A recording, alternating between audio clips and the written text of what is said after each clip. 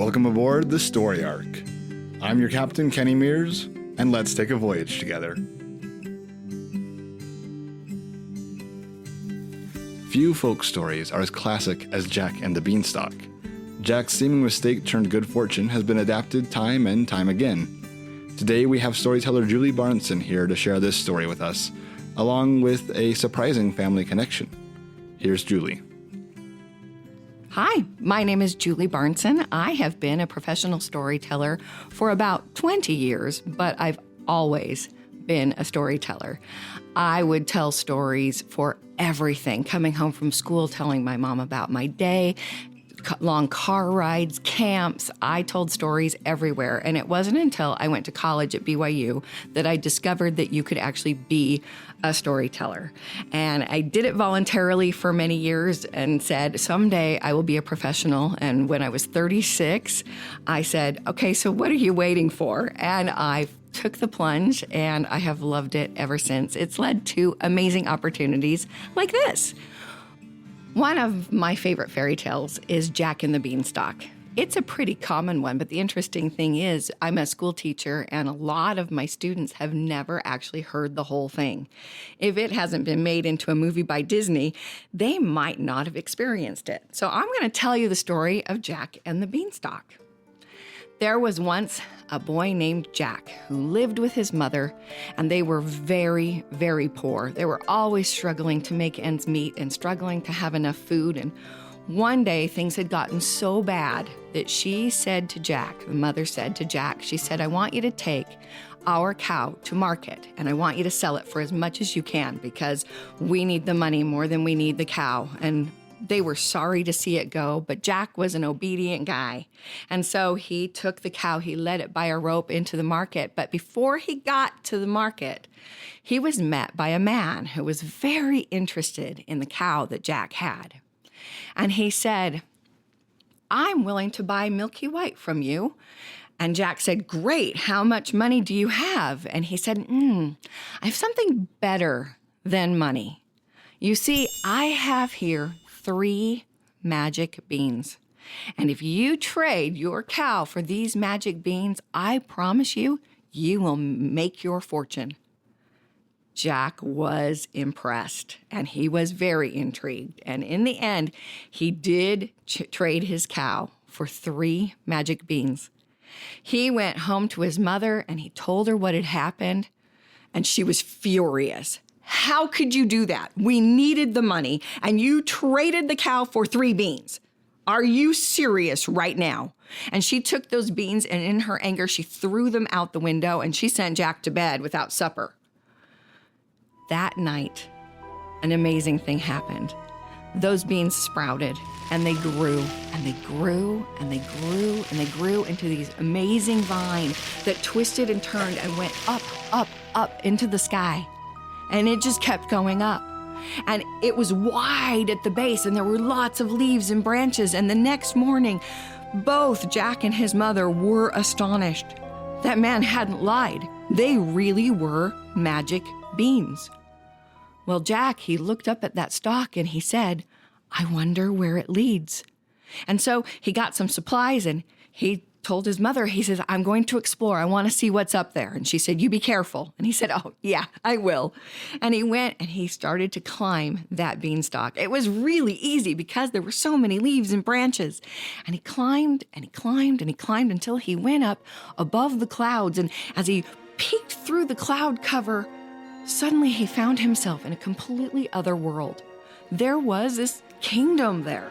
And there were, trees and flowers and branches and bushes and a castle, a big castle just up there in the clouds. He followed a cloud path to that castle, and he knocked on the door. Now, this castle, it was huge. That door was not a human-sized door. It was massive. It was 3 times his height. And when that door opened, it was opened by a woman who was a giant. She was huge. And Jack looked up and he said, oh, ma'am, I'm so sorry. I was wondering if perhaps there's a job that I could do for you or something, because I'm up here to seek my fortune. And she said, "Oh, this is a bad place, Jack, for you to seek your fortune. My husband is a terrible, cruel giant who likes to eat boys just like you." But she says, "I do have some things that you could do for me. If you do that, I will hide you and try to keep you safe." And she invited Jack in and she gave him something to eat.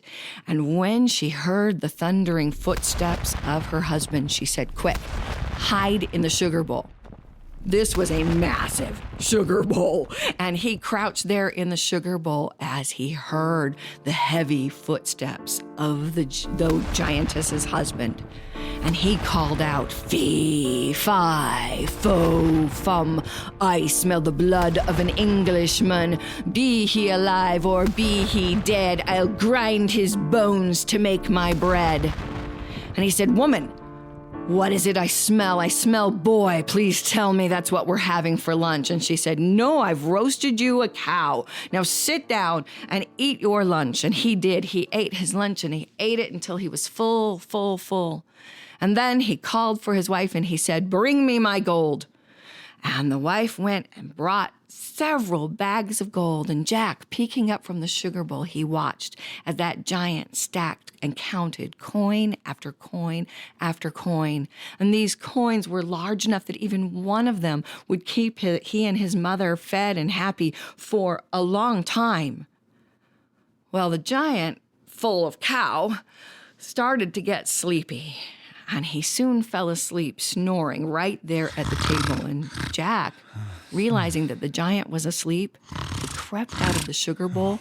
He went over to the table and he heaved up one of those bags of gold.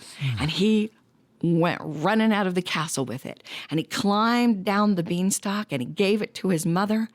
And she was thrilled. This was exactly everything that she was hoping for and praying for. They were able to pay off their debts. They were able to pay for the house. They were able to get food again. And in time, the money did start to dwindle. And Jack, looking at that giant beanstalk, he said, "I'm going back up." And she said, "Oh, Jack, you be careful. You be careful." And Jack, he told her, I've got this, Mom. I'll be careful." And he went climbing that beanstalk even more quickly the first time because he knew what was up there. He got up to the top. He went up to the castle. He knocked at the door, and the giantess answered, and she said, "I don't need any boys to help me this day because the last boy that I tried to get to help me, he stole some of our gold and that little thief, and he took off with it. I haven't had a boy here since." And he said, "Oh, no, ma'am, I'm willing to help you with anything you have." And she said, "Then come on in." And when her husband came stomping in, she quickly hid him in the sugar bowl again. "Fee, fi, fo, fum, I smell the blood of an Englishman. Be he alive or be he dead, I'll grind his bones to make my bread."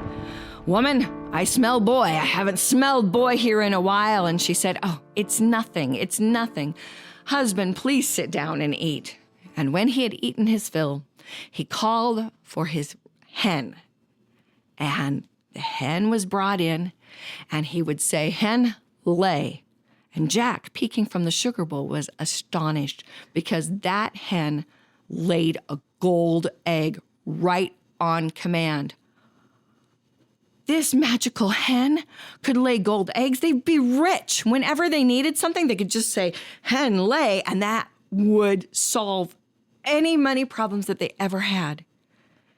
Soon, the giant got sleepy, and the giant again fell asleep, snoring right there at the table. And that's when Jack crept out of the sugar bowl, and he went over, took hold of that hen, and he went running out that castle door and down that beanstalk to his mother.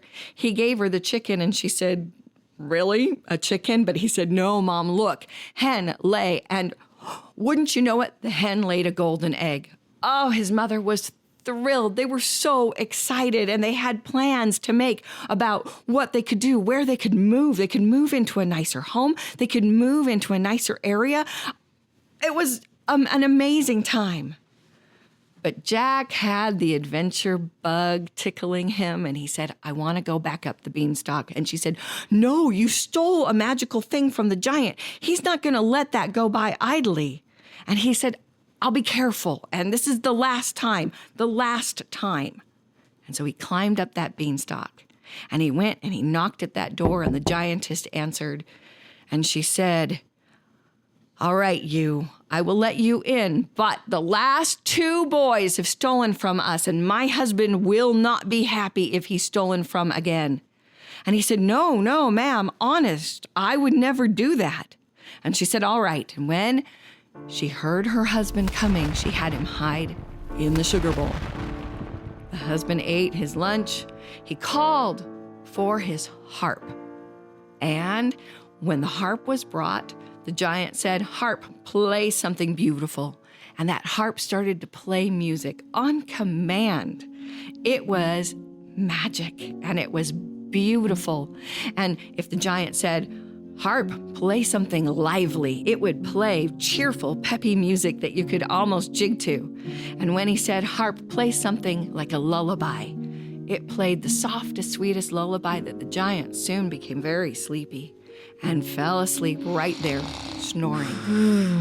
And that's when Jack crept out of the sugar bowl, and he went to grab hold of the harp. But as soon as he grabbed hold of that harp and went to run out of the castle, the harp cried out, "Help! Oh, help! Somebody's trying to steal me." And that was when the giant woke up. And he was angry. He started to chase after Jack. Jack had to run for his life because those giant steps were much bigger than his. He had to run 50 steps while that giant just took 1. Jack ran for his life as fast as he could go with that harp screaming, "Help! Help!" And the giant saying, "Fee, fi, fo, fum," with a big old club in his hand as he ran for Jack. Jack made it to the beanstalk. He climbed down as fast as he could, almost sliding like you would a fire pole. And he climbed as fast as he could, and as soon as he could see his house, he started screaming for his mother. Mother, quickly get the axe." His mother didn't waste any time. She went into the house, she grabbed an axe, and as Jack slid to the ground, he grabbed that axe and he started chopping down the beanstalk right as the giant was coming down the beanstalk after him.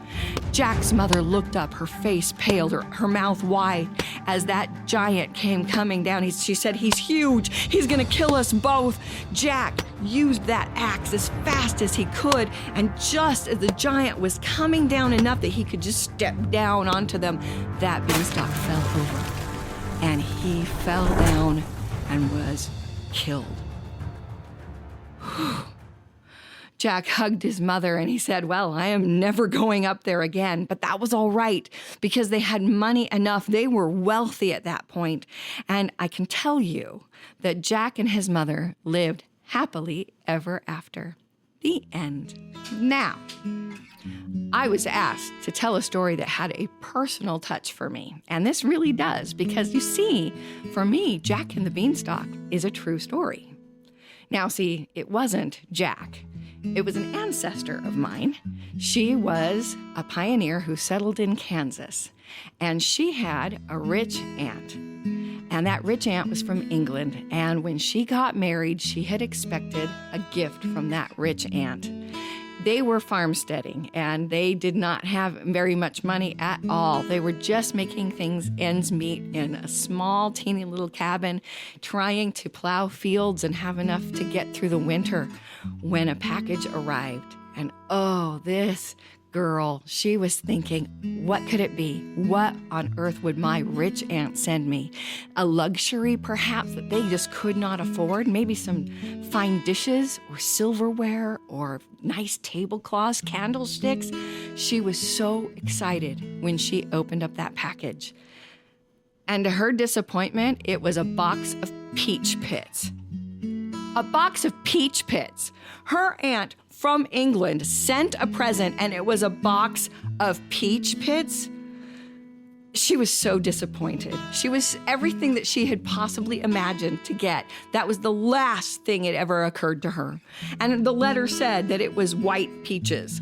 Well, great. What was she going to do with a bunch of peach pits? So what did she do? She threw them out onto a compost pile. It did not grow into a beanstalk overnight. But after a time, those peach pits did sprout and soon became seedlings. And her husband said, all those peach pits, we've got several like baby peach trees out there on the compost pile.